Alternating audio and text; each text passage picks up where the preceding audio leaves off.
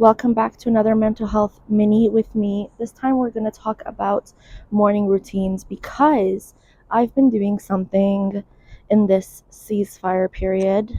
Although I have trust issues and I don't actually believe it's a ceasefire, but whatever. You got to take what you can get, right? So, with this ceasefire, I've been doing something differently. See, when the war began, my nervous system was completely shot. So, what I was doing was literally watching independent media sources every hour because I was flabbergasted. I couldn't believe that the war was happening. Couldn't believe it. I spent the majority of my hours not creating, although I would do the research on creating and see how impactful it is, but my nervous system needed to know, right? Like your nervous system, unfamiliarity, stress, uncertainty, that can stress you out, especially if you're neurodivergent like me. So what I was doing was trying to stay up to date with the news, trying to stay up to date with what's happening. Of course, so much of the war, Iran didn't have internet, so we weren't really hearing what's happening outside of official sources. So whereas I could listen to independent media in the West, I wasn't able to hear independent media in Iran. My nervous system was completely shot. And that went on for a while.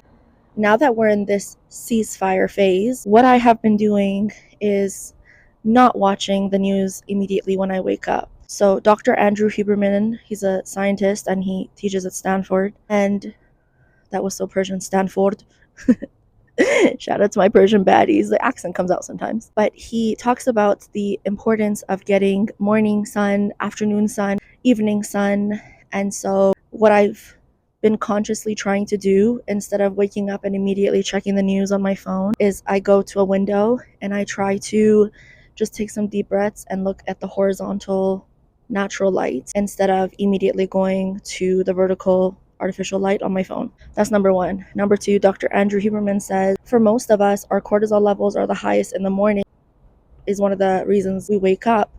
And what I was doing is watching the news on top of that. So my cortisol was just spiking all day long. And then I wasn't able to sleep at night.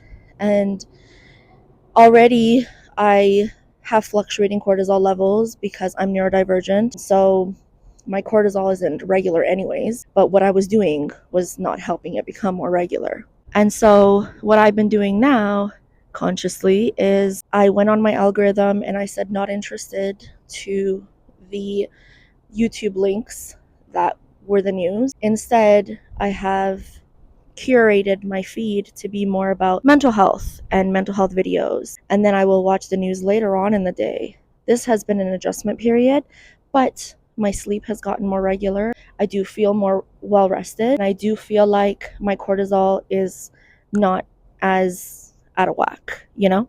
So if you're like me and your nervous system is also shot because of this war, maybe look at your morning routine, afternoon routine, evening routine, and see if you can implement some natural light and really be cognizant of what you're taking in. I know the nervous system wants familiarity. I know the nervous system wants to keep tabs on things, but unfortunately or fortunately, life still goes on even when there's war. You got bills to pay. I have clients, I have responsibilities outside of the news. And so as much as my nervous system just wants to stay glued onto the news, take it all in. I've been doing research on how I can navigate it, hence my other mental health minis. But this is one, as of recently, I've started doing in this recent memorandum of understanding ceasefire period. I say it like this because I don't really believe it. But yeah, I hope this helps anybody who's also going through it, not just maybe the States and Iran, but other countries, because unfortunately there's so much turmoil and so much psychosocial problems. So I hope that's helpful. Take care.